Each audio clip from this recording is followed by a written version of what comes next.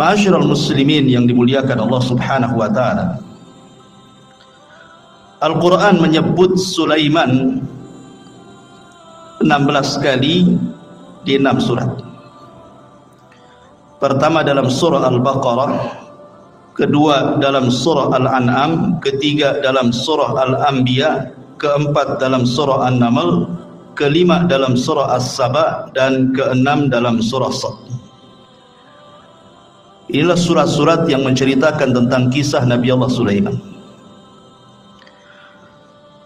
Di dalam Al-Quranul Karim, Allah Subhanahu wa taala berfirman, wa warisa Sulaimanu Dawuda, dan Sulaiman mewarisi seluruh warisan Daud.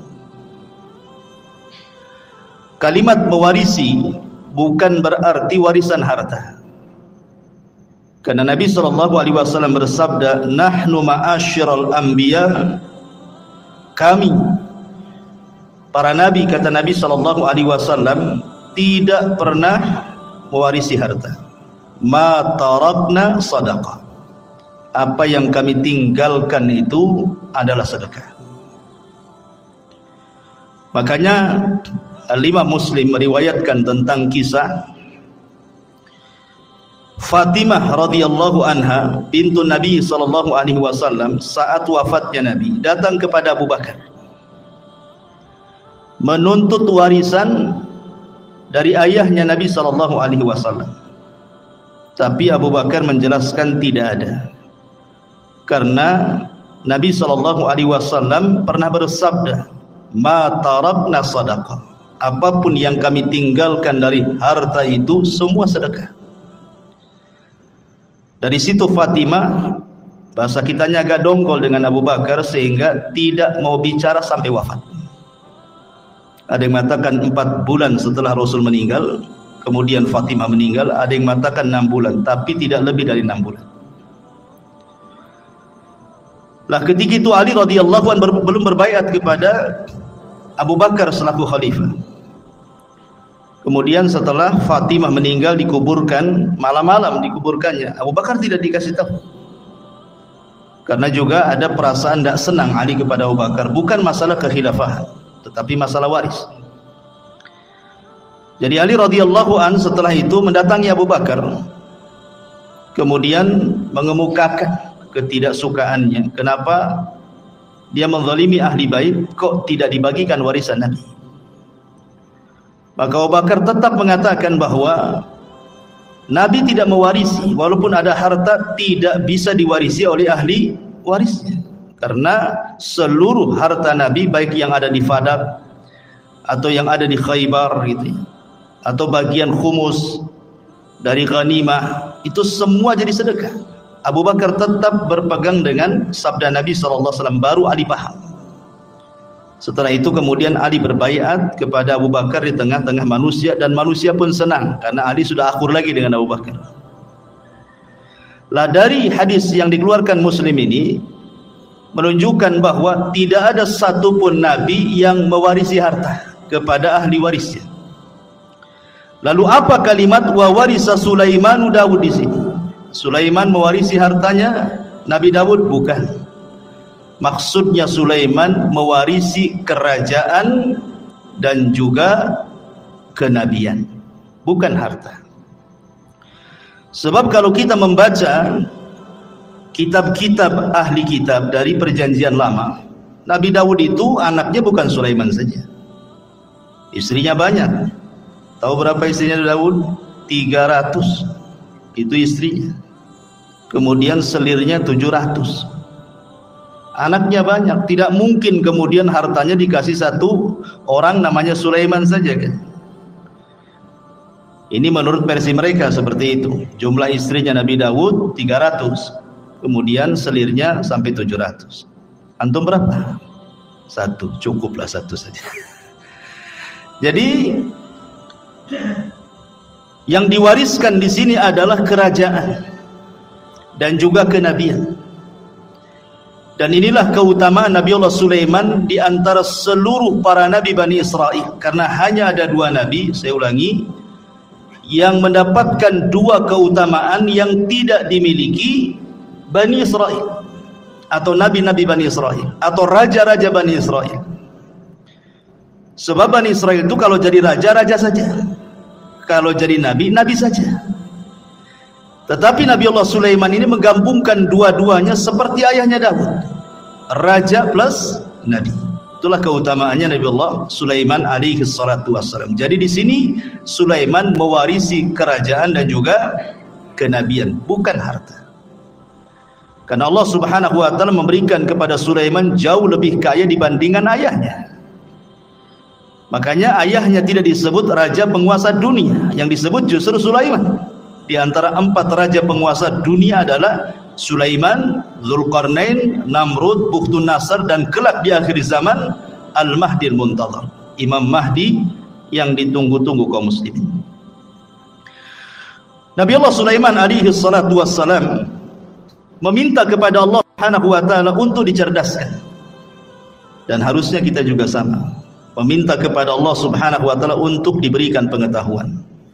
Makanya Nabi SAW selalu berdoa, Rabbi zidni ilma, ya Allah tambahkan pengetahuan kepada. Itu Nabi yang jelas-jelas dapat wahyu saja masih minta ditambah ilmu, apalagi kita.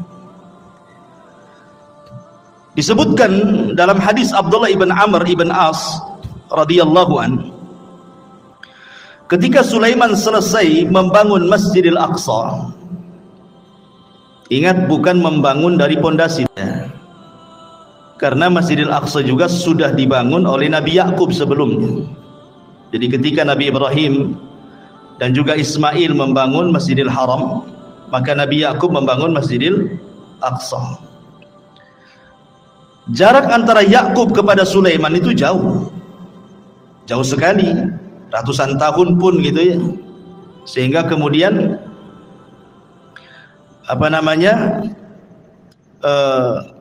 Nabi Allah Sulaiman alaihi salatu wassalam tidak sezaman dengan Nabi Yakub itu. Jadi Nabi Yakub itu bukan Nabi Sulaiman itu bukan membangun dari dasar, tetapi Nabi Sulaiman alaihi salam hanya memperbaharui saja. Dia memperbaharui apa yang sudah ada. Kemudian dibuat pondasi, di atas pondasi. Itulah yang disebut dengan Haikal Sulaiman, yang sekarang sedang dicari-cari oleh orang Yahudi. Haikal itu, bagi orang Yahudi yakin kalau seandainya Haikal itu maksudnya pondasi yang dibangun di atas pondasi Masjidil Aqsa sebelumnya itu didapati hari ini, maka mereka akan merobohkan Aqsa, kemudian akan membangun Masjidil Aqsa sesuai dengan Haikal Sulaiman menurut mereka. Kalau itu terjadi, katanya, itulah tanda kemenangan orang-orang Yahudi. Karena di situ ketika mereka membangun Masjidil Aqsa sesuai dengan Haikal Sulaiman, maka mereka berkeyakinan akan muncul Matius mereka, penolong mereka. Menurut kita maksudnya adalah Dajjal. Tapi Dajjal menurut orang-orang Yahudi itu bagi mereka Matius, penolong mereka. Makanya ketika Dajjal muncul di akhir zaman, apa yang terjadi? Diikuti oleh 70.000 Yahudi Asfahan. Jadi Dajjal itu ditunggu-tunggu oleh mereka gitu ya. Baik. Nah, ketika selesai membangun Masjidil Aqsa, Nabi Sulaiman berdoa dengan 3 doa. Doa yang pertama, kata Nabi Allah Sulaiman alaihi salatu wassalam, sa'alallaha hukman yusadifu hukmahu wa mulkan la yanbaghi li ahadin min ba'di. Dia meminta kepahaman kepada Allah agar jangan sampai setiap putusannya ketika dia memutuskan sesuatu kepada Bani Israel kecuali sesuai dengan putusan Allah. Kemudian yang kedua, dia meminta kepada Allah Subhanahu wa taala agar kekuasaan yang dianugerahkan oleh Allah kepada Sulaiman jangan dimiliki siapapun setelahnya. Hanya Sulaiman saja yang punya. Makanya Nabi SAW ketika sedang sholat, kemudian diganggu oleh jin, syaitan, kemudian ditangkap, kemudian dicekik, maka Rasul merasakan dingin air liur daripada jin syaitan ini. Kemudian Rasul mengatakan, kalau seandainya aku tidak ingat doa Sulaiman, wa mulkan la yambagi li ahadin min ba'di, kekuasaan yang tidak boleh dimiliki siapapun, sudah kuikat jin itu di tiang masjid supaya dilihat manusia dan dijadikan mainan, kata Rasul. Artinya dari sini bahwa Nabi Allah Sulaiman alaihi salatu wassalam meminta kepahaman kepada Allah agar jangan sampai putusannya salah. Jangan sampai putusannya salah, kalau bisa sesuai dengan putusan Allah Subhanahu wa taala. Makanya Allah kabulkan keinginan Sulaiman. Allah berikan Sulaiman berbagai macam mukjizat yang luar biasa. Nanti kita jelaskan. Baik, kita akan cerita fase di mana Nabi Sulaiman masih bersama ayahnya Nabi Allah Daud alaihi salatu wassalam berdasarkan Al-Quran dan hadis-hadis yang sahih saja. Adapun kalau ada kisah-kisah Israiliyat itu hanya sekedar pelezat cerita saja, nggak perlu diyakini, nggak perlu didustakan, ya nggak perlu dibenarkan, ya sebagai pelengkap saja. Ma'asyiral muslimin yang dimuliakan Allah Subhanahu wa taala, suatu ketika ada satu kisah dari dua wanita yang dua-duanya itu punya bayi. Dua wanita ini sedang mandi ceritanya. Kemudian bayinya diletakkan di samping pemandian. Rupanya ada serigala. Kemudian dimakanlah salah satu bayinya, kemudian dibawa kabur ke hutan. Akhirnya kemudian setelah mandi dua wanita ini, didapati cuma satu bayi. Maka oleh yang paling besar, kakaknya wanita ini, diambil bayi itu dan mengatakan, ini milikku. Kata adiknya, bukan, ini milikku. Akhirnya datanglah kepada Nabi Allah Daud alaihi salam, minta diputuskan ini bayi punya siapa, karena cuma satu masalahnya. Maka Nabi Allah Daud alaihi salatu wasallam tentu dengan ijtihad, beliau seorang nabi. Akhirnya Nabi Daud memihak kepada yang memegang bayi, kakaknya, dan mengatakan, itu bayimu, bukan bayi adik. Maka menangislah sang adik ini. Kemudian karena sudah putusan seorang raja, apalagi yang mau dibicarakan? Keluar. Sebelum keluar, Sulaiman masuk. Kemudian mengatakan, wahai ayahku, bisa enggak saya ikut memutuskan perkara ini? Kata ayahnya, silahkan saja. Akhirnya Sulaiman alaihi salatu wassalam kembali memutuskan kes dua wanita ini. Kemudian Sulaiman mengatakan, ambilkan pisau. Orang-orang tercengang, kenapa Sulaiman minta pisau? Kemudian dikatakan, mau apa dengan pisau itu wahai Nabi Allah Sulaiman? Kata Sulaiman, saya ingin belah bayi ini jadi dua, pusar ke bawah dan pusar ke atas. Kan ini kan dua wanita saling mengklaim ini. Biar adil, kita potong aja bayinya jadi dua. Yang pusar ke atas ambil kakaknya, yang pusar ke bawah ambil adiknya. Nah, selesai. Kakaknya mengatakan, kalau itu putusan wahai Sulaiman, silahkan saja.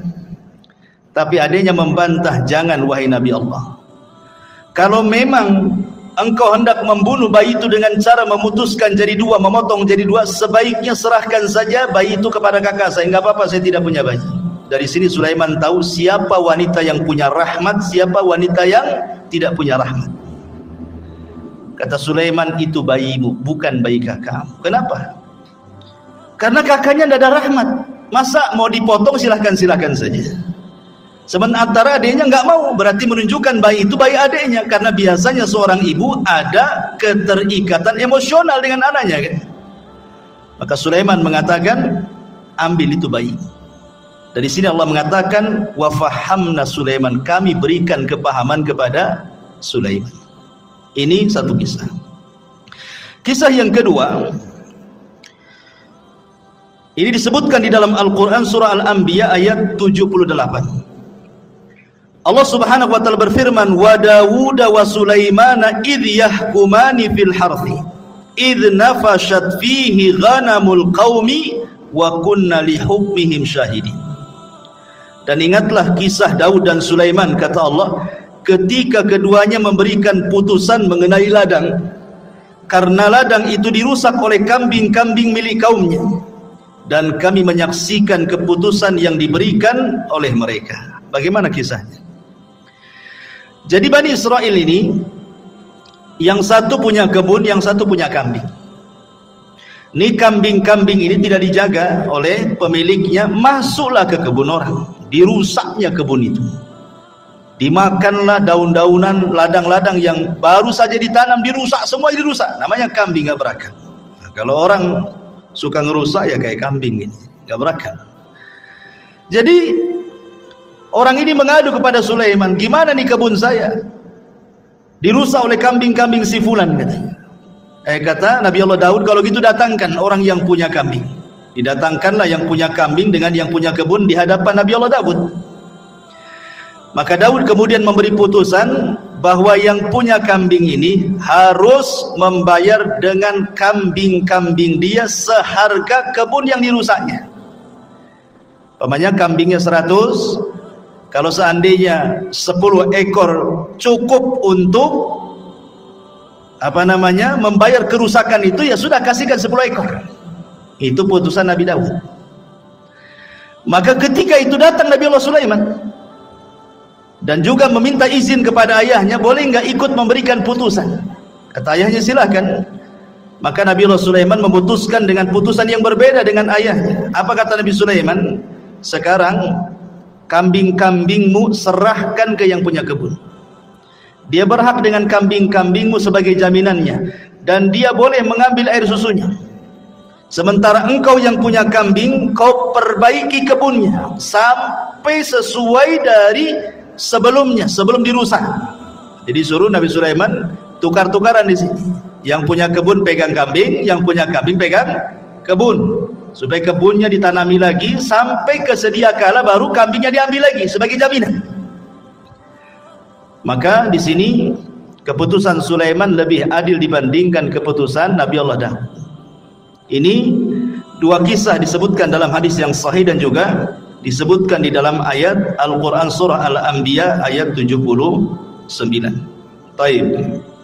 Ini diantara dua kisah semasa Nabi Sulaiman bersama Nabi Allah Daud. Kita masuk pada kisah kedua. Bagaimana kisah Nabi Allah Sulaiman alaihi salatu wassalam itu sendiri. Setelah wafatnya Nabi Allah Daud alaihi salatu wassalam, maka Sulaiman menjadi pewaris tahta dan juga pewaris kenabian, sama dengan ayahnya. Dan Nabi Allah Sulaiman alaihi salatu wassalam diberikan banyak mukjizat sebagaimana doanya dia. Minta diberikan kerajaan yang tidak diberikan kepada orang setelahnya. Makanya banyak kemudian kehebatan dan kecerdasan Sulaiman yang tidak dimiliki banyak nabi. Di antara mukjizatnya adalah Nabi Allah Sulaiman alaihi salatu wassalam ya tadi diberikan kerajaan dan juga kenabian, dan itu tidak ada di zaman Bani Israel kecuali dia dan ayahnya saja. Tetapi ma'asyiral muslimin yang dimuliakan, kalau memang Nabi Allah Sulaiman diberikan kekayaan yang banyak, bagaimana dengan Nabi kita? Kita bandingkan dengan Nabi SAW. Kita tidak hendak membanding-bandingkan Rasul dengan Sulaiman atau Sulaiman dengan Rasul, tidak. Tetapi kalau ada orang bertanya, berarti kalau begitu Nabi Sulaiman lebih hebat dong dibandingkan Nabi kita. Kan mesti ada yang ngomong begitu nanti kan. Maka kita jawab sebagaimana yang dijelaskan oleh Imam Ibnu Katsir di dalam kitabnya Bidayah wan Nihayah, bahwa Nabi SAW berdasarkan hadis Aisyah dan juga Ibnu Abbas radhiyallahu anhuma, sebelum wafatnya Nabi SAW pernah ditawarkan Allah kunuzul ardi, pembendaharaan bumi oleh Allah. Kalau engkau mau wahai Muhammad, aku berikan pembendaharaan bumi untukmu. Tapi Nabi SAW tidak mau. Bahkan saat wafatnya datang malaikat, kan Jibril datang menawarkan tentang kunuzul ardi, kau tetap diberikan hidup yang panjang kemudian bumi diserahkan kepadamu, ataukah engkau memilih untuk kembali kepada Rafiqil A'la di sisi Allah Subhanahu wa taala. Rasul enggan memilih dunia, tapi Rasul memilih meninggal karena ingin berjumpa dengan kawan-kawannya di mana? Di Rafiqil A'la. Artinya kalau seandainya Rasul meminta untuk hidup, tentu Rasul pun sama akan diberikan kekayaan yang pernah Allah anugerahkan kepada Sulaiman. Itu maknanya. Ini yang pertama. Kemudian yang kedua, Nabi Allah Sulaiman diberikan mukjizat muhadatsatu ma la yantiq. Nabi Sulaiman itu mampu berbicara dengan makhluk-makhluk Allah yang tidak bisa bicara. Ya, umpamanya dengan batu, dengan pohon dan yang semacamnya. Itu Sulaiman paham dengan bahasa-bahasa mereka. Maka ini pun sama juga dengan Nabi SAW. Bahkan Nabi SAW pernah mengatakan, inni la a'rifu hajaran kana yusallimu alayya bi Makkah qabla an ab'atha inni la a'rifuhu al-an. Apa kata Rasul? Sebelum Rasul SAW diangkat jadi Nabi, Rasul itu pernah kemudian lewat di sebuah tempat di Mekah. Rupanya ada yang mengucapkan salam, Assalamualaikum ya Muhammad. Tapi Rasul melihat ke samping, tak ada pula orang. Ya, hanya ada bebatuan dan pepohonan saja kan. Akhirnya kemudian setelah Rasul diangkat jadi Nabi, baru paham bahwa yang mengucapkan salam itu adalah batu dan pepohonan. Dan Rasul mengatakan, aku sekarang tahu di mana hajar ataupun batu yang ketika aku belum diutus jadi Nabi, dia mengucapkan salam kepadaku. Artinya Nabi SAW pun diberikan oleh Allah Subhanahu wa taala mukjizat gitu ya. Bahwa batu-batu kemudian pohon-pohon juga bertasbih dan mengucapkan salam kepada Nabi sallallahu alaihi wa ala alihi wasallam. Bahkan diriwayatkan dari Abi Sufyan dan dia Talha ibn Nafi' dari Anas bin Malik radhiyallahu an, jaa Jibril ila Nabi sallallahu alaihi wasallam dzata yaumin wa huwa jalisun hazinun qad hadaba bid-dima' min darbati ba'di ahli Makkah. Jadi suatu ketika Rasul dipukuli ahli Makkah sampai berdarah. Jibril datang untuk menghibur Nabi sallallahu alaihi wasallam. Itulah bagaimana Nabi sallallahu alaihi wasallam luar biasa dalam berdakwah. Di permulaan dakwah sampai dipukuli oleh orang Mekah sampai berdarah juga. Maka Jibril mengatakan, atuhibbu an urika ayah. Jadi Jibril ingin menenangkan kesedihan Rasul. Maukah aku tunjukkan kepadamu kuasa Allah? Maka Rasul mengatakan, na'am, tentu. Fanadhara ila syajaratin min wara'il wadi. Maka kemudian Jibril menatap satu pohon di balik lembah. Faqala, maka Jibril katakan, ud'u tilka syajarata fada'ah. Kau panggil saja pohon itu, maka pohon itu akan tercabut dari akarnya dan akan berjalan dan akan menghadap kamu, katanya. Kemudian Nabi SAW memanggil betul-betul pohon itu, betul-betul pohon itu tercabut dari akarnya, berjalan menghadap Rasul, mengucapkan salam. Kemudian kata Jibril, murha, perintahkan dia untuk kembali. Maka Rasul pun memerintahkan dia untuk kembali. Kata Rasul, hasbi, cukup. Artinya kalau Nabi SAW mau, semua pohon bisa diperintahkan, ya kan? Kalau mau, umpamanya kalau Nabi SAW mau, bisa saja pohon-pohon itu diperintahkan Nabi SAW. Dan ini mujizat Rasul. Dan sanadnya riwayat ini ala syarti Muslim, berdasarkan syarat Imam Muslim. Kemudian yang ketiga di antara mukjizat Nabi Allah Sulaiman, taskhirur riyah sakharahallahu li Sulaiman. Jadi Sulaiman mampu menundukkan angin. Tentu ada sebabnya kenapa Nabi Allah Sulaiman mampu menundukkan angin, ikhwan. Jadi suatu sore Nabi Sulaiman itu, dan itu disebutkan di dalam Al-Qur'anul Karim ketika kita bicara tentang kuda Sulaiman. Jadi Sulaiman itu suka dengan kuda perang. Jadi sore hari itu Sulaiman saking senangnya dengan kuda-kuda itu, karena kan Sulaiman ahlul jihad. Tentu di zaman itu tidak ada kendaraan untuk perang melebihi kuda. Kalau di zaman sekarang ya ada pesawat, ada tank, macam-macam kan itu ya. Kalau zaman dulu ya kuda saja. Itu binatang yang paling hebat di dalam berperang. Makanya Allah bersumpah dalam Al-Quran, wal adiyati ghabha, demi kuda-kuda perang yang mengeluarkan suara terengah-engah. Dan Rasul mengatakan bahwa di ubun-ubun kuda perang itu ada barokah sampai kiamat. Dan Rasul mengatakan 3 olahraga yang disunnahkan: berenang, kemudian memanah, kemudian berkuda. Memang kuda itu ada keistimewaan. Dan di akhir zaman nanti perangnya kaum muslimin melawan orang-orang Nasrani itu dengan kuda, karena teknologi sudah tidak ada. Artinya kuda ini berkahnya sampai kiamat. Maka Sulaiman suka dengan kuda. Jadi suatu sore dia memandang kudanya, mengelus-ngelus kudanya gitu ya. Dan ingat, ada kuda khusus. Sulaiman itu punya kuda, dia punya sayap. Jadi ya ada kuda-kuda biasa, tapi ada khusus kuda Nabi Sulaiman itu bersayap dia. Ya, jadi bisa terbang dengan kuda itu dengan sayap. Dari mana kita tahu kudanya Sulaiman itu bersayap? Dari perkataan Nabi SAW, dari senyumnya Rasul ketika Aisyah radhiyallahu anha masih kecil. Aisyah kan masih kecil kan, usianya masih muda. Jadi suka dengan boneka-bonekaan. Nah, di antara boneka yang di depan Aisyah itu kuda yang bersayap. Jadi Rasul mengatakan, itu kok kuda bersayap, kata Nabi. Masa ada kuda bersayap? Kata Aisyah radhiyallahu mengatakan, bukankah kau tahu bahwa kudanya Sulaiman juga bersayap, katanya Aisyah. Fadhahikan Nabi SAW. Maka Rasul tersenyum. Ya. Dan Rasul tidak membantah kan, hanya senyum saja kepada Aisyah radhiyallahu anha. Dari sini sebagian ulama beristidlal bahwa ada kuda-kuda Sulaiman itu yang bersayap. Walaupun ada yang membantah bahwa Aisyah ini hanya menukilkan cerita-ceritanya orang-orang Quraisy, dan Rasul juga tersenyum. Ya, tidak mengatakan mengiyahkan dan juga tidak mentidakkan. Jadi ada juga yang membantah tidak ada. Ya kuda-kuda tidak bersayap. Tapi ada juga yang mengatakan kuda Sulaiman itu ada yang bersayap gitu ya. Jadi saking asiknya dia memandang kuda Sulaiman itu, lupa dia sampai matahari terbenam. Harusnya dia melaksanakan dua rakaat salat. Karena salat itu sudah ada sejak zaman dulu. Lihat Zakaria, wa huwa yusalli fil mihrab, dia sedang salat di mihrab, menunjukkan para nabi salat. Ya. Jadi sampai terbenam matahari lupa salat dia. Setelah terbenam baru ingat salat. Menyesal Sulaiman. Maka disebutkan di dalam Al-Qur'anul Karim tentang kisah Nabi Sulaiman ini, idh urida alaihi bil asyi as-safinatul jiyad.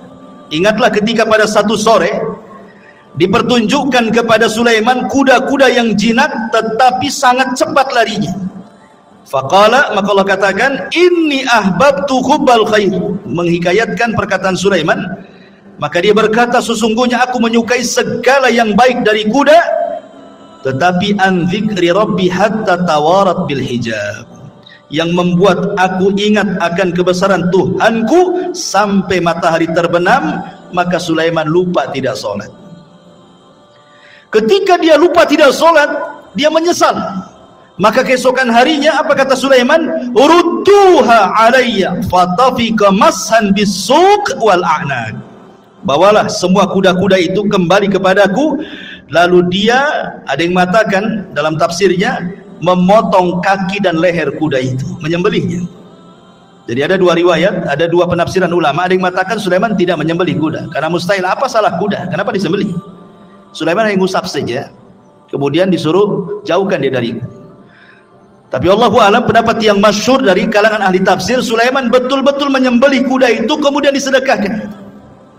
Ikhwan, kuda Nabi Allah Sulaiman menurut keterangan Bani Israel itu, Israiliyat itu bukan satu dua kuda. Ya, ribuan kuda disembelih dan disedekahkan kepada Bani Israel, fuqara Bani Israel. Nah, setelah kemudian Nabi Allah Sulaiman menyembelih kuda-kuda itu karena terlalaikan dari salat, maka kaidah dalam Islam apa? Man taraka syai'an lillahi awadallahu khairan minhu. Siapa yang meninggalkan sesuatu karena Allah, Allah ganti dengan yang lebih baik. Ketika Sulaiman meninggalkan kuda-kuda itu karena Allah, karena melalaikan dia dari salat, Allah ganti yang lebih baik. Apa itu? Allah tundukkan angin. Jadi Sulaiman itu kalau berperang, dia membuat semacam papan kayu-kayu besar gelondongan gitu, kemudian diikat-ikat. Jadilah macam perahu. Ya. Jadi kalau Sulaiman itu mau pergi kemana saja, naik saja dia di atas perahunya. Apa yang perlu dibawa, kuda atau pasukan apa, nanti dia suruh angin untuk mengangkatnya, tinggal pergi.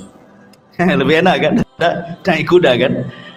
Makanya disebutkan dalam Al-Quran itu, kalau kuda itu mampu berjalan 1 bulan, cuman setengah, pagi berangkat, sore sudah sampai.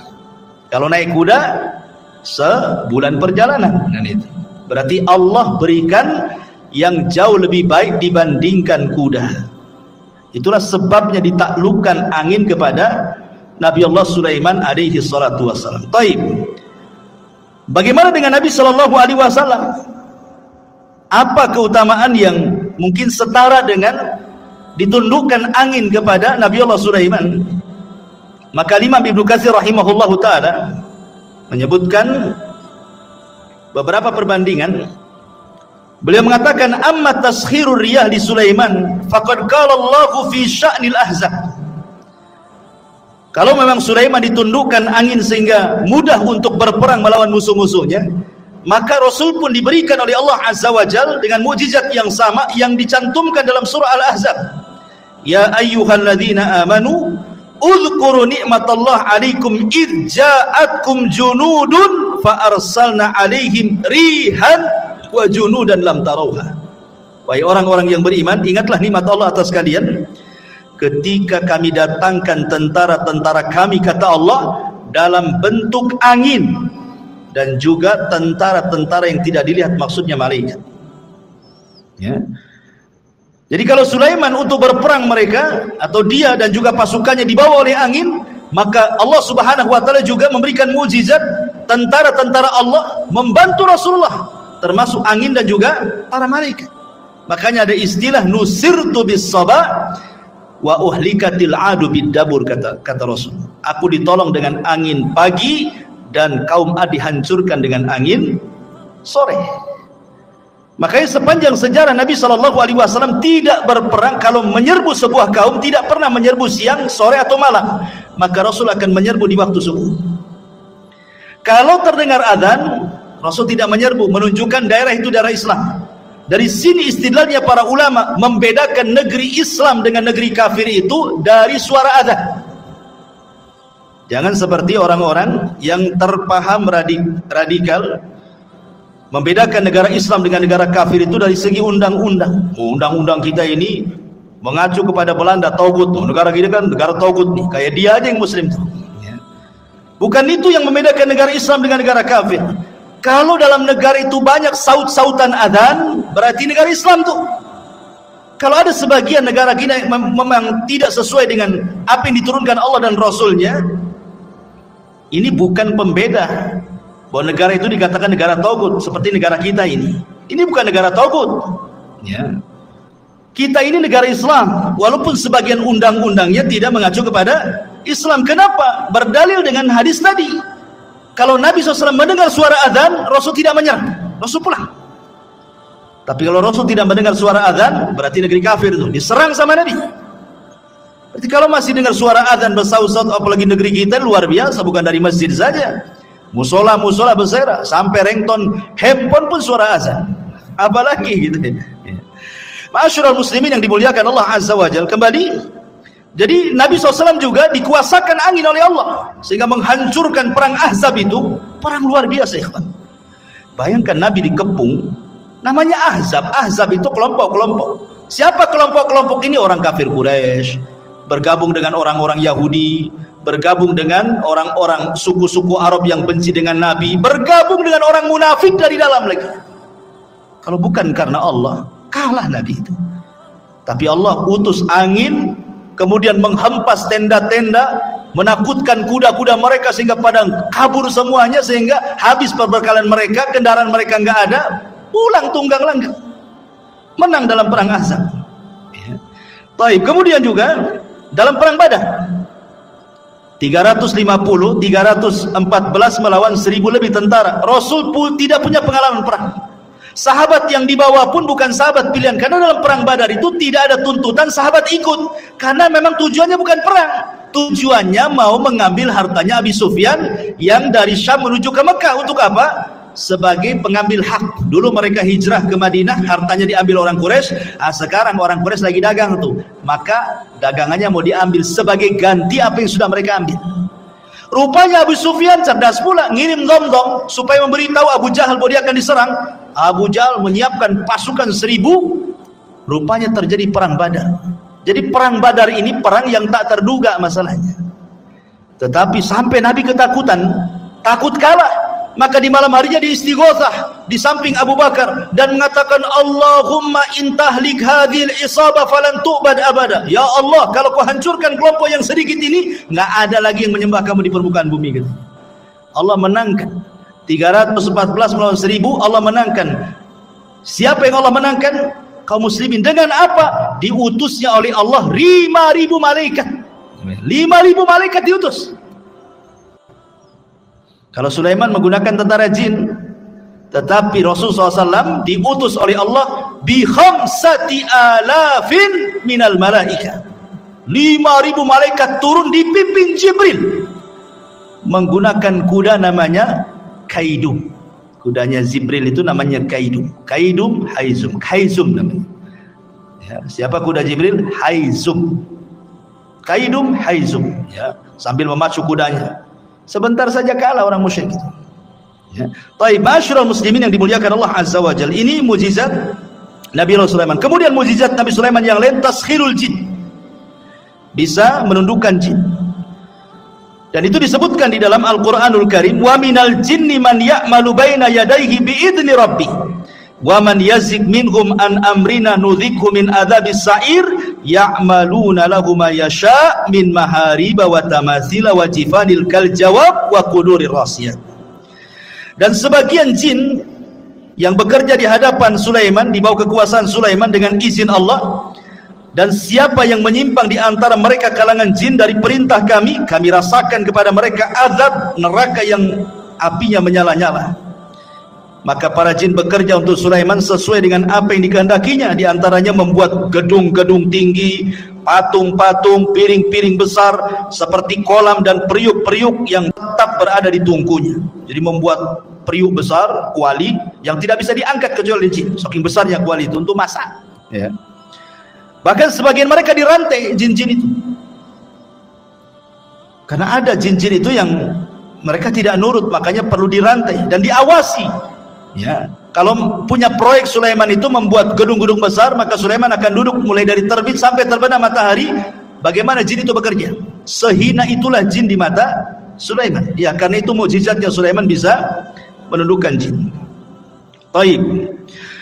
Masyarul muslimin yang dimuliakan Allah Azza wa Jalla, maka Nabi SAW pun sebenarnya kalau tidak teringat dengan doa Sulaiman, tentu dia pun bisa menundukkan jin, kan itu. Kan tadi sudah saya ceritakan, Rasul ketika sholat diganggu oleh syaitan, ada yang mengatakan iblis, langsung iblis yang mengganggu. Kemudian dicekik oleh Nabi. Kemudian dia meniatkan untuk mengikat di tiang masjid. Kemudian Rasul teringat dengan doa Sulaiman. Wa mulkan la yambagi li ahadin min ba'di. Bahwa tidak boleh ada orang yang punya kekuasaan sepeninggalku. Ketika Rasul ingat ini, Rasul melepasnya. Ya. Artinya bahwa Nabi SAW juga bisa menundukkan atas izin Allah Subhanahu wa Ta'ala kalau Rasul mau, kan gitu. Tapi Rasul teringat doanya Nabi Sulaiman, makanya Rasul kemudian melepaskan. Dan ini juga di antara mukjizat Nabi SAW. Lebih-lebih kalau di bulan Ramadan, apa yang terjadi? Sufidati syayatin. Ya, Nabi SAW diberikan kabar gembira oleh Allah Subhanahu wa Ta'ala, idza ja'akum Ramadan futihat abwabul jannah wa ghuliqat abwabun niran wa sufidati syayatin. Pintu surga dibuka, pintu neraka ditutup, setan-setan diikat semua. Ditundukkan oleh Allah Subhanahu wa Ta'ala untuk nabinya apabila datang bulan Ramadan. Kemudian juga di antara mukjizat Nabi Allah Sulaiman adalah fahmu lughatil hayawan. Sulaiman paham dengan bahasa binatang. Contoh ketika Nabi Sulaiman ini menyiapkan pasukan besar untuk menyerang. Kemudian lewat ke sebuah lembah. Di lembah itu ada pasukan semut. Tiba-tiba kemudian salah satu semut atau pimpinan semut mengatakan, ya ayyatuhan namlu dukhulu masakinakum la yakhtimannakum Sulaiman wa junuduhu wa hum la yash'urun. Hei pasukan semut, kata pimpinan, segera kalian masuk ke rumah-rumah kalian. Sebentar lagi Sulaiman dan pasukannya mau datang. Jangan sampai menginjak kalian kemudian mati dan mereka tidak sadar. Lihat husnudzonnya semut kepada Sulaiman dengan kalimat tidak sadar. Artinya kalau kalian terinjak itu bukan karena kesalahan mereka, karena mereka tidak sadar menginjak kalian, gitu maksudnya. Itulah husnudzonnya binatang. Binatang aja bisa husnudzon sama orang. Kita ini suudon saja sama orang gitu. Enggak ada husnudzonnya aja. Ini juga. Kemudian Sulaiman mendengar dari kejauhan. Dia paham bahasa semut. Apa yang terjadi? Ketika Sulaiman mendengar pimpinan semut ngomong begitu, fatabassama dhahikan min qauliha. Sulaiman tersenyum, habis itu tertawa lebar karena paham dengan ucapannya. Kemudian Sulaiman karena diberikan anugerah seperti itu, dia bersyukur. Apa doanya? Rabbi auzi'ni an ashkura ni'mataka allati an'amta alai wa ala walidai wa an a'mala salihan tardah wa adkhilni bi rahmatika fi ibadika salihin. Ya Rabb, anugerahkan kepadaku agar aku tetap bersyukur akan nikmat. Diberikan anugerah mampu memahami bahasa hewan, gitu ya. Yang telah Engkau berikan nikmat kepadaku dan nikmat kepada kedua orang tuaku, dan aku agar aku bisa beramal saleh supaya Engkau redha dan Engkau masukkan aku dengan rahmatmu termasuk hamba-hambamu yang saleh. Subhanallah. Manusia sekaya Sulaiman, manusia sehebat Sulaiman, manusia yang kekuasaannya sampai separuh dunia, masih mengatakan, saya bersyukur akan nikmatmu kepadaku. Ini pelajaran bagi orang-orang kaya, ya. Sekaya apa sih Anda dengan Sulaiman itu? Sekaya apa? Berapa uang di rekeningnya Anda itu? Berapa mobil yang Anda punya? Berapa rumah yang Anda punya itu? Tapi kenapa kemudian persis seperti yang difirmankan Allah, kalla innal insana la yatgha an ra'ahus taghna. Ternyata kekayaan itu sirru tughyan, rahasia bejatnya orang. Kata Allah, sekali-kali jangan seperti itu. Terkadang ada orang yang melampaui batas ketika Allah bukakan kekayaan kepadanya. Sulaiman masih bersyukur. Beda pula dengan Qarun. Qarun malah mengatakan apa? Innama utitu min ilmin indi. Enak saja kau mau ngambil zakatku. Dia ngomong sama utusannya Nabi Musa itu. Enak saja kau mau mengambil zakatku, katanya. Ini harta aku yang dapat. Sama sekali Qarun tidak menasabkan harta itu kepada Allah, sehingga Allah katakan wa khasafna bihi wa bidarihil ardh. Kami tenggelamkan si Qarun dan seluruh harta-hartanya ke dasar bumi. Jadilah kalau sekarang nemu harta dikit-dikit harta Qarun, harta Qarun. Nemu dompet aja harta Qarun, semua harta Qarun, ya. Intinya bahwa di sini ada pelajaran besar. Kemudian juga Sulaiman mengajarkan akhlak. Bagaimana dia tersenyum kepada semut, ya. Dan senyum itu bagian daripada akhlak yang sangat murah tetapi besar nilainya, besar pengaruhnya, ikhwan. Apalah susahnya senyum coba? Senyum itu tidak susah, tapi pengaruhnya besar. Senyum itu jauh lebih berpengaruh dibandingkan ngomong. Karena biasanya orang yang suka senyum itu langsung disukai orang. Beda dengan orang yang jarang senyum gitu kan, susah orang suka. Tapi orang yang suka senyum, ya manis senyumnya karena orang suka senyum. Beda kalau orang jarang senyum, sekali senyum pahit tuh biasanya. Ini senyum ngapain nih? Jangan-jangan mau pinjam uang pun katanya kan. Artinya bahwa sebagaimana ulama mengatakan akhlak itu terbagi tiga, dari leher ke atas, kedua tangan, dan dari atas kepala ke bawah kan. Itu akhlak namanya. Dari leher ke atas di situ ada mata. Orang yang jarang melotot kalau ngomong berarti punya akhlak. Orang yang jarang mengeluarkan kata-kata kotor kecuali santun, maka itu berakhlak. Telinganya tidak mendengar kecuali yang dibolehkan dia mendengar. Hidungnya tidak mencium kecuali yang dibolehkan dicium. Senyumnya selalu tersebar. Itu akhlak namanya. Ya. Kemudian kedua tangan mudah membantu orang. Kemudian dari badan ke atas, ketika kita bicara dengan orang, kita berhadap-hadapan. Jangan badan kita ngadap kemana, orang pula ngadap ke kita. Mentang-mentang dia kaya, pejabat, kemudian nggak direken ngomong apa sebelah itu. Dia ngadap sana, orang ngadap sini kan itu. Nggak berakhlak badannya. Ya. Jadi itu akhlak namanya. Sulaiman mengajarkan akhlak, fatabassam, dia pun senyum. Dan Rasul mengatakan tabassumuka li akhika sadaqah. Senyum kamu kepada saudaramu itu sedekah. Coba bayangkan, kalau antum senyum ketemu orang senyum, berapalah sedekah. Mungkin antum bakhil mengeluarkan uang, ya. Gantilah uang itu dengan senyum, kan enak. Tapi kalau tengok kotak infak jangan senyum. Nggak penuh-penuh nanti. Maksudnya kalau ketemu orang gitu ya. Baik. Kembali bahwa Nabi Allah Sulaiman alaihi salatu wasallam mampu paham dengan bahasa binatang. Sekarang bagaimana dengan Nabi sallallahu alaihi wasallam? Al-Imam Ibnu Katsir mengatakan, walaqad u'tiya Muhammadun SAW misla dzalik wa aksar minhu. Rasul pun diberikan hal yang sama, bahkan lebih banyak dibandingkan Sulaiman, kata Imam Ibnu Katsir. Faqad taqaddam dzakarna li kalamil bahaim was-siba wal haninil jad'i wa ragha'il ba'ir wa kalamil syajari wa tasbihil hasa wal hajari wa du'aihi iyahu ila akhir perkataan Ibnu Katsir. Saya contohkan beberapa kisah. Pertama, kisah Abi Sa'id Al-Khudri radhiyallahu anhu. Jadi ceritanya Abu Sa'id Al-Khudri ini menceritakan, jadi ada seorang penggembala, tiba-tiba datang serigala. Penggembala datang serigala, diambillah satu kambing itu, dibawa kabur ke hutan, dikejar sama yang punya kambing, akhirnya direbut lagi dari serigala itu. Tiba-tiba serigalanya bisa bicara. Apa kata serigala ini?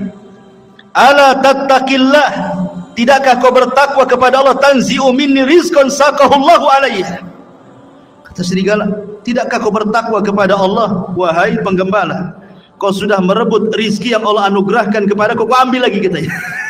Kagetlah ini penggembala kambing. Kok serigala bisa bicara kan itu ya? Ini aneh ini serigala ini, kok bisa bicara gitu. Kalau sekarang kan tengok di punggungnya ada baterainya enggak? Gitu, berarti robot itu ya. Nah, kemudian orang ini mengatakan, ya ajibah dzambun yukallimuni kalamal insi. Saking herannya penggembala ini mengatakan, kok kamu bisa bicara seperti manusia, katanya. Maka serigala ini mengatakan, ala ukhbiruka bi'ajabi min dzalik. Kata serigala, nggak perlu heran. Mau nggak aku habarkan dengan yang lebih ajaib dibandingkan ini, kata serigala ini. Apa itu? Kata serigala ini, Muhammadun sallallahu alaihi wasallam bi Yathrib yukhbirun nas bi amba'i ma qad sabaq. Kamu tahu orang namanya Muhammad yang ada di Yathrib, kata serigala itu. Dia lebih hebat dibandingkan aku. Dia mampu berbicara tentang habar-habar yang sudah berlalu dari kalangan para nabi, Qarun, Fir'aun dan yang lainnya, atau yang akan datang hari kiamat, macam-macam. Aku tidak bisa, kata serigala. Akhirnya kemudian seorang ra'il ghanam ini akhirnya datang menemui Nabi, masuk Islam. Kemudian dia menceritakan tentang serigala yang bicara itu ke hadapan Nabi sallallahu alaihi wasallam. Maka kata Rasul, sadaq, serigala itu benar, katanya. Walladzi nafsi Muhammadin biyadihi la taqumus sa'ah hatta yukallimus siba'al insan. Tidak akan tegak kiamat, kata Rasul, sampai ada binatang yang bicara dengan manusia. Itulah kamu, katanya. Kan itu ya. Jadi sanadnya adalah syarti sahih, dan hadis ini disahihkan oleh Imam Al-Baihaqi. Lihat, serigala ini mengakui apa? Kehebatan Nabi, dan dia bisa bicara ya. Kemudian juga diriwayatkan dari Safinah maula Rasul. Rasul itu punya pembantu namanya Safinah. Pembantu Rasul banyak, salah satunya Safinah namanya. Jadi Safinah ini suatu ketika dia sedang safar, naik perahu. Qadar Allah, perahunya dihempas ombak, akhirnya hancur perahunya, berantakan. Tetapi Allah takdirkan dia selamat dengan satu kayu yang sisanya itu dia ngambang sampai dibawa ke entah berantah. Tiba-tiba dia nyasar di sebuah pulau. Ketika terbangun, tiba-tiba ada singa di hadapannya. Fawajada fihal asad, ada singa di hadapannya. Faqala lahu. Maka si Safinah ini ketakutan dengan singa itu. Singa, dia pun lagi lelah, baru saja terdampar, nggak punya tenaga, mau lari gimana? Sementara singa sudah di hadapannya. Berteriaklah Safinah ini, apa teriakannya? Dia mengatakan, ini, kata Safinah ini, sesungguhnya aku adalah sahabat Nabi sallallahu alaihi wasallam. Ini Safinah maula Rasulillah. Aku Safinah pembantu Rasulullah, aku sahabat Rasul, katanya. Tiba-tiba menjinaklah singa ini. Kemudian fadharaba mangkibi, tiba-tiba kakinya singa menepuk bahunya dia, seolah-olah ngajak pergi. Maka akhirnya ketika melihat jinak, maka hilanglah ketakutan Safinah, akhirnya mengikuti singa ini kemana arahnya. Rupanya singa ini kemudian mengarahkan ke jalan pulang.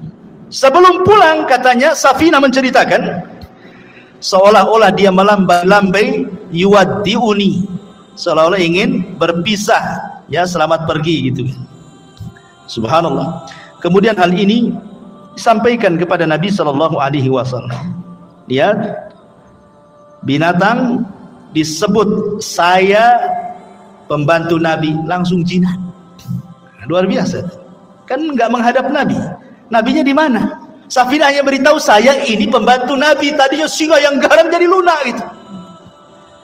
Tapi antum jangan praktekkan. Masuk ke kandang singa, saya umat Nabi, apa nggak diterkam? Ya. Jadi ini menunjukkan ikhwatul fillah muliakan Allah Azza wa Jalla, bagaimana singa itu tunduk dengan hanya ucapan saya adalah khadimun Nabi. Luar biasa. Ya. Ini juga disebutkan Imam Ibnu Katsir dalam kitabnya Al-Bidayah wa Nihayah. Kemudian juga disebutkan dari Abdurrahman ibn Abdullah ibn Mas'ud, dari bapaknya, dia mengatakan, kunna ma'a Rasulillah SAW fi safarin famararna bi syajaratin fiha farha hamratan fa akhadnahuma. Kata Abdurrahman ibn Abdullah ibn Mas'ud, dari bapaknya, dia berkata, kami pernah safar bersama Rasul dalam peperangan. Tiba-tiba kami ini melihat ada burung cantik di atas pohon, cantik sekali. Kemudian naiklah salah seorang kami, diambilnya telurnya itu, diambil telur burung itu. Tiba-tiba fa'aja'at al-hamrah ila Rasulillah sallallahu alaihi wasallam, maka induknya datang, burung ini, kemudian menghadap Nabi sallallahu alaihi wasallam, seolah-olah dia menceritakan bahwa ada kehilangan telurnya ini. Maka Nabi SAW langsung membariskan pasukan dan mengatakan, man faja'a hadza bi farhaiha, siapa yang menyakiti anak burung ini, katanya. Rasul tahu gitu ya. Ya. Rasul kan tidak tahu, yang ngasih tahu apa? Burung. Melapor kepada Nabi sallallahu alaihi wasallam. Maka Rasul mengatakan, rudduhuma, balikan anaknya. Kemudian dalam riwayat, rudduhu rahmatan biha, kembalikan, kalian harus punya kasih sayang. Ya. Sahabat mengembalikan. Artinya bahwa kalau Nabi SAW juga diberikan oleh Allah Subhanahu wa Ta'ala mujizat yang sama, paham dengan bahasa binatang. Sampai Imam Ahmad meriwayatkan dari musnadnya kisah tentang Anas bin Malik radhiyallahu anhu, bahwa suatu ketika Anas bin Malik radhiyallahu anhu masuk bersama Rasul di haid min haidil Ansar, di ganggang kota Ansar, kota Madinah. Ya. Apa yang terjadi? Kata Anas bin Malik radhiyallahu anhu, tiba-tiba datang seekor ghanamun fasajadat lahu. Tiba-tiba lari seekor kambing, sujud pula di hadapan Nabi. Sahabat nengok, ada kambing sujud di hadapan Nabi gitu. Maka faqala Abu Bakar mengatakan, Rasul, kalau kambing yang tidak berakal ini sujud, harusnya kami yang sujud, katanya. Tapi Rasulullah mengatakan, la yambagi an yasjuda ahadun li ahadin walau kana yambagi li ahadin an yasjuda li ahadin la amartul mar'an tasjuda li zawjiha. Enggak boleh. Kalau Allah perintahkan aku untuk merintahkan kalian sujud di antara kalian, maka yang pertama kali aku peruntukkan sujud bukan kalian kepadaku, tapi seorang istri sujud kepada suaminya, karena besarnya haknya. Tetapi aku tidak diperintahkan untuk itu. Ada yang mengatakan hadisnya lemah, tetapi ada yang sahih yang dikeluarkan Musnad Imam Ahmad juga tentang kisah unta yang mengejar Rasul. Tiba-tiba Rasul sedang naik keledai bersama Jabir, disusul sama unta itu. Setelah untanya di depan, tiba-tiba dia buruk sujud di hadapan Rasul. Kemudian Rasul turun, dilihatnya unta itu nangis, diusap air matanya. Kemudian Rasul entah berbincang-bincang apa dengan unta, sahabat tidak tahu. Tiba-tiba Rasul berdiri, berteriak, man sahib hadal jamal, siapa pemilik unta ini? Tiba-tiba ja'a fatan minal ansar, datang anak muda dari Ansar, ana ya Rasul, saya Rasul. Maka Rasul marah dan mengatakan, afala tattaqillah fi hadhil bahimati allati malakakallahu iyyak, katanya. Tidakkah kau bertakwa kepada Allah? Allah sudah kuasakan unta kepadamu. Kenapa engkau tidak merawatnya? Innaka tuji'uhu wa tut'ibu, kau hanya membuat unta sakit dan engkau membuat unta lapar, kau hanya bisa mempekerjakan saja, tidak bisa mensejahterakan. Rasul paham juga dengan bahasa unta. Ya. Ini mukjizat, artinya kalau Sulaiman juga paham dengan bahasa semut dan binatang-binatang yang Rasul pun sama, bahkan lebih kata Ibnu Katsir dibandingkan Nabi Allah Sulaiman alaihi salatu wassalam. Kemudian juga yang lainnya di antara Sulaiman isalatun nuhas, mampu mencairkan tembaga persis seperti bapaknya. Kan bapaknya itu kan bisa membuat baju besi kan, tanpa harus dibakar, dikasih pandu besi. Enggak, Sulaiman juga seolah-olah tangannya panas. Besi tinggal dikual-kual, jadi baju besi. Makanya Allah mengatakan wa arsalna lahu ainal qitr, kami alirkan cairan tembaga bagi Sulaiman. Artinya Sulaiman mampu untuk membuat baju besi cukup dengan tangannya, persis seperti mukjizat bapaknya Nabi Allah Daud alaihi salatu wasallam. Ini di antara mukjizat-mukjizat yang Allah Subhanahu wa taala anugerahkan kepada Sulaiman. Ada satu kisah dari Abu Hurairah radhiyallahu anhu. Hadis ini dikeluarkan Imam Ahmad dan disahihkan oleh Imam Hakim, walaupun ada sebagian melemahkan. Jadi suatu ketika kharaja Sulaiman alaihi salam tasqi fara'a namlatan mustalqiyatan ala dhahriha rafi'atan qawami'aha ila sama taqulu Allahumma inna khalqun min khalqik laisa bina ghaniyun an suqyak faqala irji'u faqad suqitum bida'wati ghairikum. Jadi Sulaiman ini kan waktu itu terjadi pacaklik di Bani Israel. Enggak hujan lama, enggak turun-turun hujan. Jadi Sulaiman mau pasukan untuk sholat istisqa di lapangan. Tiba-tiba kemudian Sulaiman melihat ada semut sedang terlentang menghadap ke langit. Dan Sulaiman mendengar doanya semut itu. Apa doa semut ini? Ya Allah, aku ini adalah hamba dari hamba-Mu. Tidak ada yang lebih kaya darimu, maka hujani kami. Tiba-tiba ketika semut selesai doa, hujan tuh. Ya. Maka Sulaiman mengatakan kepada pasukannya, irji'u, pulang. Ya, cukup sudah, ada yang meminta hujan selain dari kalian. Ya. Kemudian Al-Hafidh Ibnu Hajar menyebutkan dalam Al-Talkhis bahwa Al-Imam Ad-Daruqutni Hakim juga mengeluarkan hadis dari Abu Hurairah tanpa menyebutkan Sulaiman.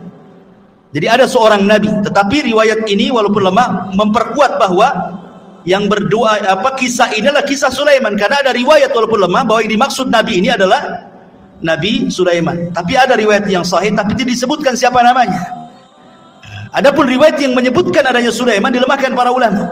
Tapi yang jelas bahwa lihat bagaimana di sini faedahnya, ternyata Allah Subhanahu wa taala terkadang mengabulkan doa sebelum kita minta. Itu syahidnya di sini. Orang-orang ini kan belum istisqa. Kenapa hujan? Rupanya orang lain yang minta. Dari sini menunjukkan bahwa Allah itu karim. Bukan Bang Karim ya, karim. Artinya karim itu pemurah. Dia bisa mengabulkan hamba-hambanya sebelum diminta. Dan itu bentuk malunya Allah Azza wa Jalla. Karena di antara sifat Allah itu adalah Hayyun Karim. Allah itu zat yang maha pemalu dan juga pemurah. Lah bentuk pemalunya Allah Subhanahu wa taala adalah Allah pantang apabila ada seorang hamba mengangkat kedua tangannya kemudian dibiarkan kosong tidak diberi. Allah pantang itu. Idza rafa'a 'abdun yadayhi ila sama faqala ya rabbi an yaruddahuma sifra, kata Rasul. Kalau ada seorang hamba mengangkat begini kemudian mengatakan ya Rabb, kemudian tidak diberi, oh tidak, pasti diberi orang itu. Atau terkadang belum dia berdoa sudah dikabulkan. Belum dia berdoa sudah dikabulkan. Subhanallah. Ya. Taib. Kemudian kisah Nabi Allah Sulaiman alaihi salatu wasallam bersama burung hudhud. Ini menariknya karena disebutkan di dalam surah An-Naml. Ma'asyiral muslimin yang dimuliakan Allah Azza wa Jalla. Jadi suatu ketika Nabi Sulaiman ini sedang mempersiapkan pasukan. Pasukan besar. Bayangkan pasukan Sulaiman ini jin, manusia, binatang, kemudian di atasnya burung terbang. Jadi nggak pernah terkena sengatan matahari. Sulaiman itu senantiasa dinaungi oleh burung-burung. Jadi kemana saja, mau di padang pasir, mau di mana, nggak kepanasan kan? Karena burung di atasnya masalahnya kan itu. Jadi suatu ketika mempersiapkan barisan itu, hudhud pula tak ada di situ. Mana hudhud? Dan burung hudhud itu adalah muhandis Sulaiman. Disebutkan dalam sejarah Israiliyat bahwa dia itu muhandis, seorang insinyur. Jadi hudhud yang diceritain ini seorang insinyur. Jadi terkadang nih Sulaiman nih kalau mau berangkat ke sebuah tempat, maka yang mengekar dari atas langit itu burung hudhud. Entah di depan ada jurang kah, entah di depan ada air, ada sungai, ada laut, nanti dikasih tahu tuh. Ya, karena Sulaiman tidak tahu yang gaib. Ya. Jadi besar sekali memang jasanya Hudhud itu kan. Makanya ketika tidak ada, Sulaiman marah. Kemana Hudhud ini? Awas saja kata Sulaiman kan. Ngancam Sulaiman. Kalau dia datang dan tidak membawa alasan, la u'adzibannahu adzaban syadidan aw la adzbahannahu aw la ya'tiyani bisultanin mubin kata. Kalau dia datang tidak bawa alasan, ku siksa dengan siksa yang berat, atau ku sembelih dia, atau ku maafkan kalau bawa alasan kata. Ternyata famakatha ghaira ba'id. Ternyata Hudhud sudah datang. Dari mana coba Hudhud? Rupanya Hudhud dari Yaman. Sulaiman di mana? Di Palestina. Sebegitu cepatnya itu terbangnya Hudhud itu. Satu di Palestina, satu di Yaman. Cemana terbangnya itu? Menunjukkan Hudhud ini diberikan kemampuan oleh Allah kan gitu. Kemudian melapor, aku punya alasan kenapa aku tidak ada, kata Hudhud.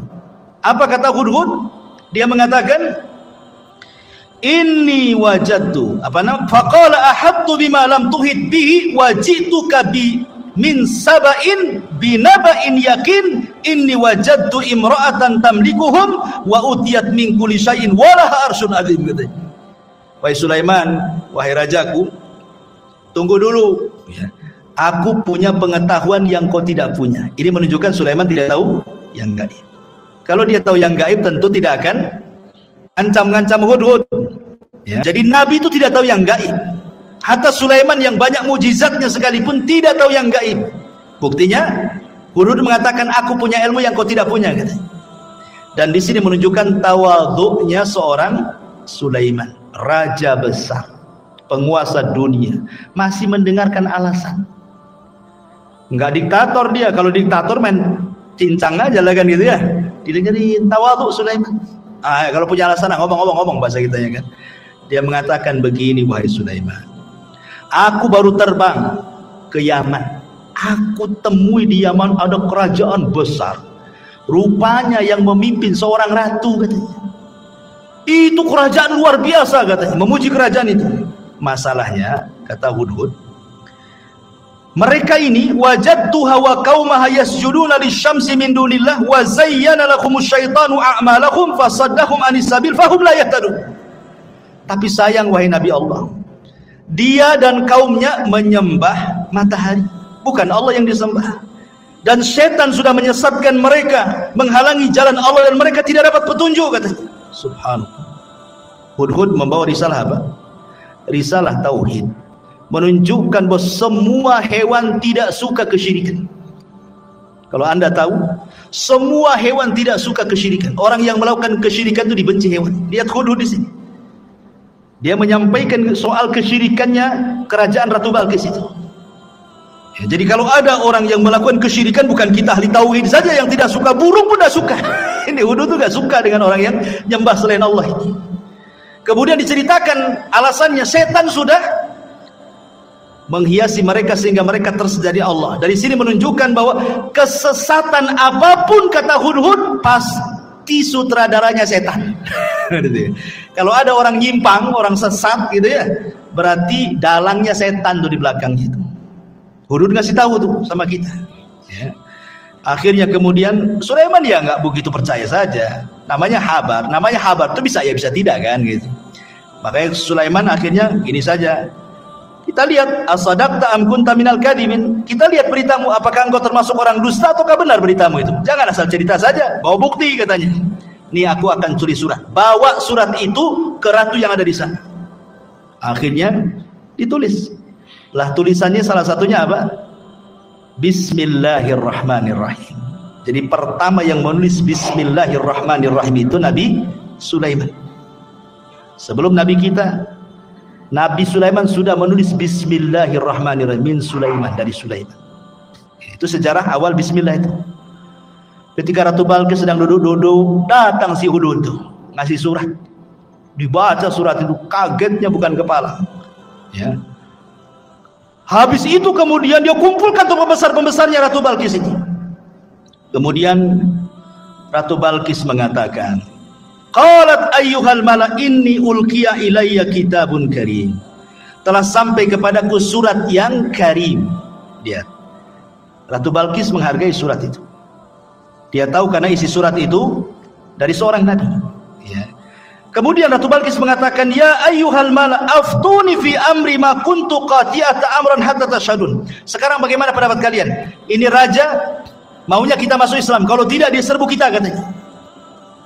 Kata raja-raja ini, kata para pembesarnya, tunggu dulu hai ratu, nahnu ulu quwwatin wa ulu ba'sin syadid wal amru ilaiki fangduri madza ta'muri.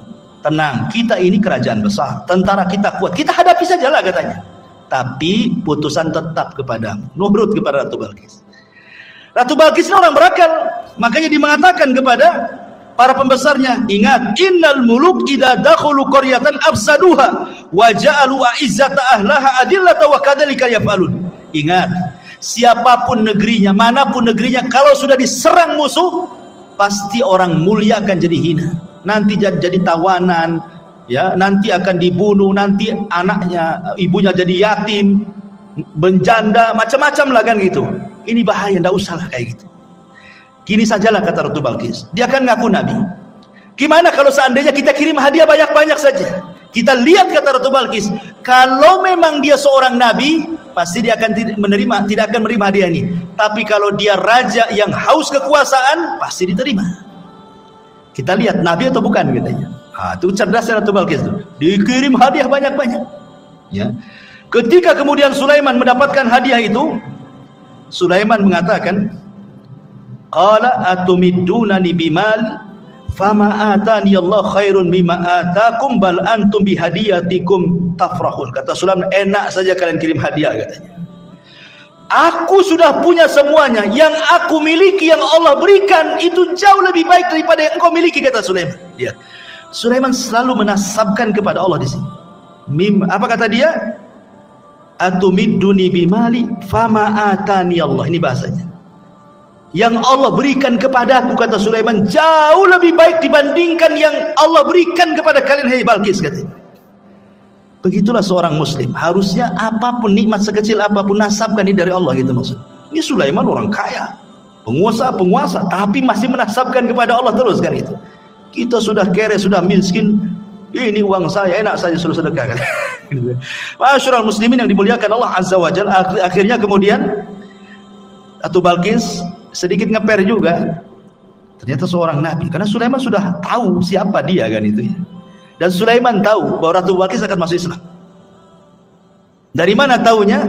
Dari akalnya yang cerdas. Dia tidak mau perang, malah ngirim hadiah. Jadi Sulaiman mengira-ngira ini pasti dapat hidayah wanita ini. Makanya kemudian Sulaiman akhirnya apa? Punya siasat, dikumpulkannya pasukannya, jinnya, orang soleh dikumpulkan. Apa kata Sulaiman? Sebelum si Balqis datang ke sini, baiknya istananya kita pindahkan dari Yaman ke sini katanya. Siapa yang bisa mindahkan istananya Ratu Balqis ke hadapanku, kata Sulaiman. Akhirnya qala ifritun minal jin. Bangunlah jin ifrit. Ifrit itu di bawahnya iblis ya.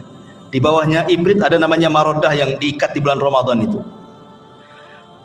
Apa kata jin ifrit? Ana atika bihi qabla an taquma min maqamik. Aku bisa mendatangkan istana itu wahai Sulaiman sebelum kau bangkit dari tempat dudukmu di singgasanamu itu. Menunjukkan bahwa jin punya kekuatan, bisa memindahkan sebuah istana kan, bisa dipindah. Apalagi mindah uang di celengan, paling mudah itu ya, kalau antum punya uang di celengan kok hilang, jangan-jangan dipindah ifrit. Pas dicek tak ada lubang, betul lah dipindah jin. Tapi kalau ada lubang itu bukan jin yang mindah, orang rumah itu yang mindah.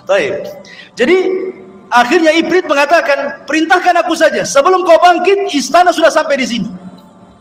Qala alladhi indahu ilmun minal kitab. Tiba-tiba seorang yang mempunyai ilmu dari kita berkata, ana atika bihi qabla an yartadda ilaika tarfuk. Kalau aku tidak, wahai Sulaiman, perintahkan aku saja sebelum matamu berkedip sudah sampai istana itu.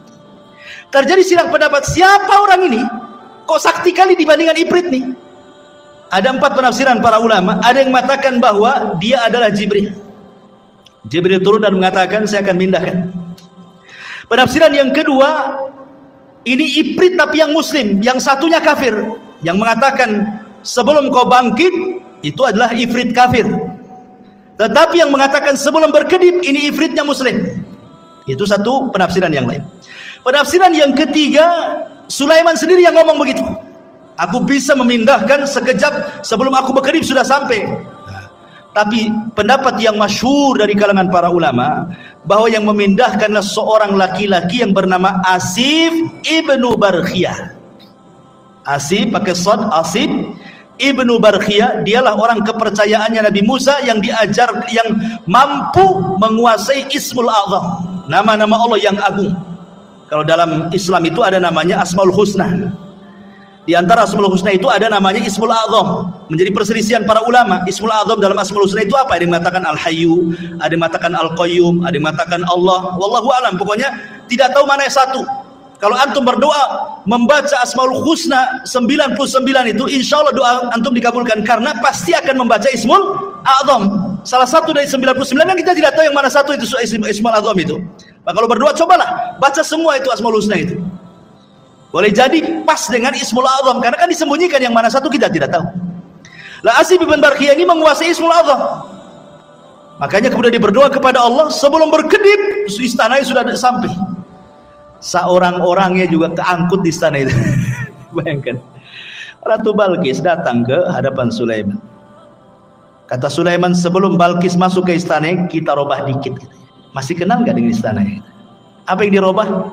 Tehelnya, keramiknya dirobah. Dibuat apa? Dibuat kaca. Ya. Karena kan di istana dipindah, diletakkan di lautan, masalah istana itu. Kan bawahnya air tuh. Dikasih kaca. Jadi seolah-olah kalau nginjak itu nginjak air gitu. Jadi kata Ratu Balkis kepada Sulaiman kepada Balkis, betul nggak istana? Kayaknya iya, kayaknya tidak katanya. Dia ragu-ragu deh. Iya ke tidak kan itu? Kalau tengok bangunannya iya, tapi kok isinya beda kan itu ya. Makanya sempat disebutkan dalam Quran ini, Balkis ini sampai kemudian menyingkap pakaiannya, khawatir terkena air, padahal itu kaca tuh. Dari situlah dia melihat kehebatan Sulaiman. Akhirnya Ratu Balkis mengatakan perkataan menunjukkan dia masuk Islam, wa aslamtu ma'as Sulaiman lillahi rabbil alamin. Maka Balkis pun mengatakan, aku sekarang masuk Islam bersama Sulaiman. Dia masuk Islam akhirnya. Tapi menjadi perselisihan apakah Balkis ini menjadi istri Sulaiman atau tidak, itu menjadi khilaf ulama. Dia mengatakan jadi istrinya, dia mengatakan tidak. Wallahu a'lam. Tidak ada riwayatnya. Karena Sulaiman ini juga istrinya banyak. Ada dalam sebuah hadis yang sahih. Jadi suatu malam Sulaiman itu diberikan kekuatan mampu menggauli istrinya. Istrinya 100 ya kawan. Ada yang mengatakan yang 60 istri sahnya, yang 40 selirnya. Ya. Jadi semuanya 100. Kata Sulaiman, malam ini bernazar ingin menggauli semua istrinya dalam satu malam. 100 wanita digauli satu malam. Kalau nggak punya kekuatan, tengkleng lantum tuh. Ini kan khusus para nabi. Nabi itu diberikan kekuatan oleh Allah. Sulaiman diberikan kekuatan itu. Kemudian Sulaiman bernazar, aku ingin gauli dalam satu malam ini semua istri-istriku, dan aku berdoa kepada Allah setiap istriku mengandung punya anak, dan kujadikan semuanya tentara di jalan Allah untuk berperang. Itu Sulaiman. Itu nadarnya. Rupanya Sulaiman lupa membaca insya Allah. Harusnya dia mengatakan insya Allah. Karena masyiah itu tetap milik Allah. Kalau kita berkehendak, Allah tidak mungkin terjadi. Allah berkehendak, kita tidak, pasti terjadi. Itu semua kaidah seperti itu. Harusnya Sulaiman mengucapkan insya Allah.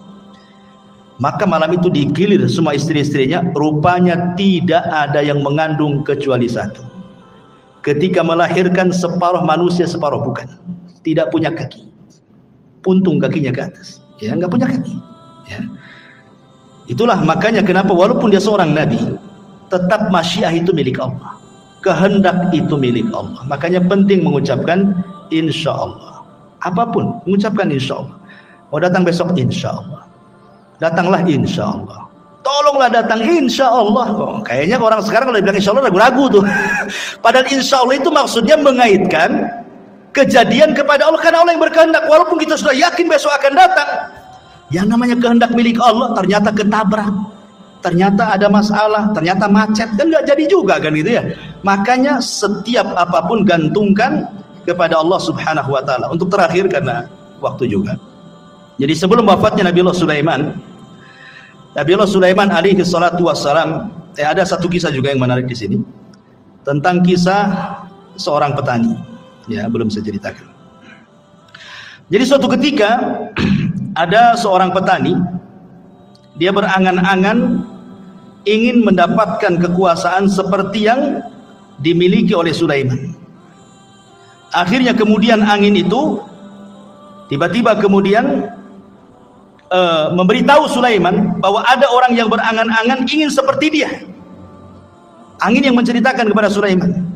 Maka Sulaiman pun datang kemudian menemui petani itu dan mengatakan, wahai petani, janganlah kau berangan-angan sesuatu yang kau tidak mampu.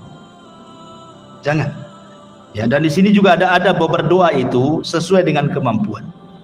Jangan berdoa kepada Allah meminta sesuatu yang mustahil antum dapat. Walaupun kita tahu bahwa bagi Allah tidak ada yang mustahil. Tapi kan kita melihat kenyataan. Ya. Umpamanya antum ini hanya kerja ya gaji mungkin pas-pasan, serabutan, tukang bangunan ke ojek online atau apa gitu kan. Berdoa, ya Allah, jadikan aku presiden, umpamanya kan. Buatkan aku istana besar. Ya mustahil juga. Bagi Allah tidak mustahil, tapi kan kita tahu kemampuan kan. Ya, seperti orang ini kan meminta kepada Allah supaya diberikan seperti yang diberikan kepada Sulaiman kan. Maka Sulaiman mengatakan, janganlah meminta sesuatu kecuali yang engkau mampu. Kata Sulaiman, demi Allah, tasbihnya engkau satu kali, la tasbihatun wahidatun, kata Sulaiman, khairun minad dunya wa ma fiha. Kau cukup bertasbih, subhanallah, itu lebih baik dibandingkan dunia dan isinya, kata Sulaiman. Subhanallah ya, keistimewaan tasbih ya, subhanallah. Baik, jadi sebelum wafatnya Sulaiman, tadi saya sudah jelaskan, Sulaiman membangun Masjidil Aqsa.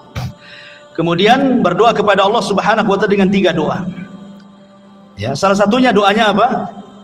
Supaya Sulaiman diberikan hukum yang tidak menyelisih hukum Allah.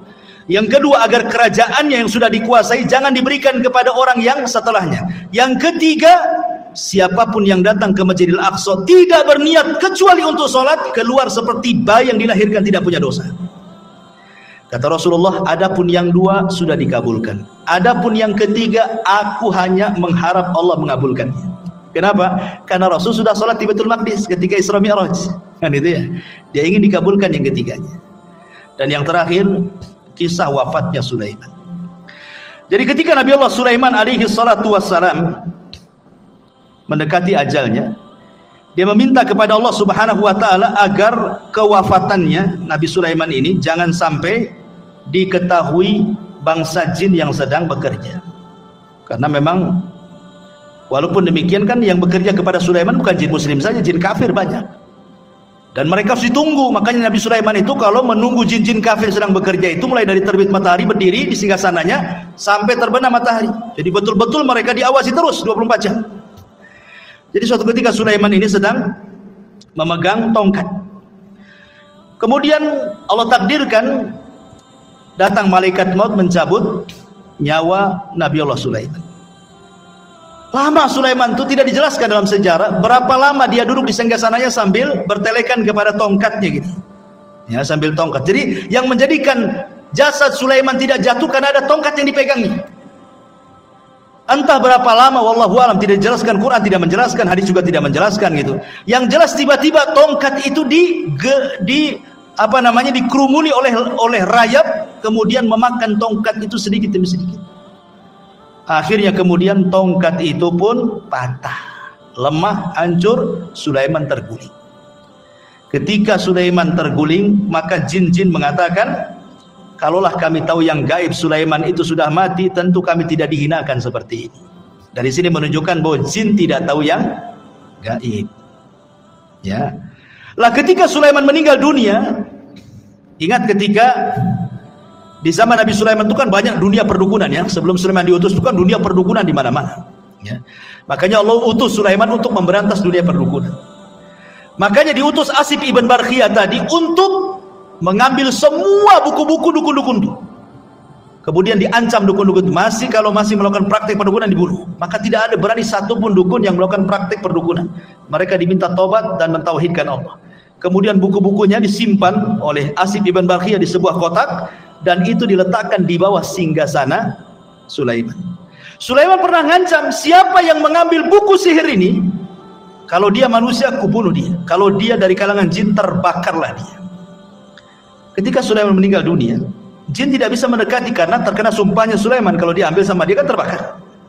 Akhirnya kemudian mereka merayu, ada dua orang namanya Harut dan Marut. Ada yang mengatakan Harut Marut itu manusia, ada juga yang mengatakan Harut Marut itu malaikat, ada yang mengatakan Harut Marut itu setan, macam-macam lah penafsiran ulama ya.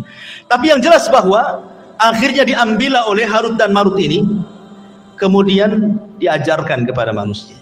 Harut Marut sudah mengatakan ini tidak boleh diajarkan kepada kalian. Kalau kalian bisa belajar ini bisa kufur masalahnya. Sehingga ada sebagian orang Yahudi tidak mau belajar, tapi ada juga yang tetap belajar.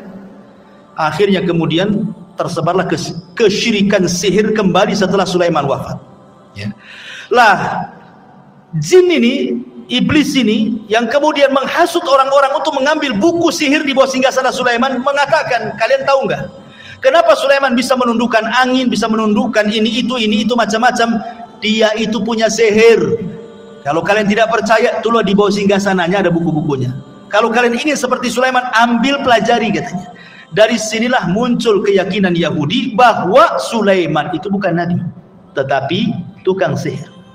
Makanya di zaman Nabi SAW ketika Rasul kemudian memuji Sulaiman, menjelaskan tentang mukjizat-mukjizat Sulaiman, orang-orang Yahudi Madinah tidak terima dan mengatakan Sulaiman bukan nabi, Sulaiman itu penyihir. Ketika itulah turun surah Al-Baqarah 102, wattaba'u ma tatlu syayatin ala mulki Sulaiman wa ma kafara Sulaiman walakinna syayatina kafaru yu'allimuna an-nasa sihra ila akhiril ayat. Dan mereka mengikuti apa yang dibacakan oleh setan-setan di zaman kerajaan Sulaiman. Sulaiman tidak kafir, artinya Sulaiman tidak mengajarkan sihir. Lalu siapa yang mengajarkan sihir itu? Setan-setan itulah yang mengajarkan sihir. Jadi kita katakan bahwa Sulaiman itu nabi, tapi orang Yahudi mengatakan dia sihir, penyihir. Nauzubillah. Makanya Allah turunkan wattaba'u ma tatlu syayatin ala mulki Sulaiman wa ma kafara Sulaiman walakinna syayatina kafaru yu'allimuna an-nasa sihra wa ma unzila 'alal malakaini bi Babila Harut wa Marut. Wallahu a'lam. Kisah Harut Marut panjang, tidak perlu dikisahkan. Di lain kesempatan saja. Ini di antara kisah singkat dari Nabi Allah Sulaiman. Wallahu a'lam. Mudah-mudahan ada manfaatnya. Subhanakallahumma bihamdika asyhadu an la ilaha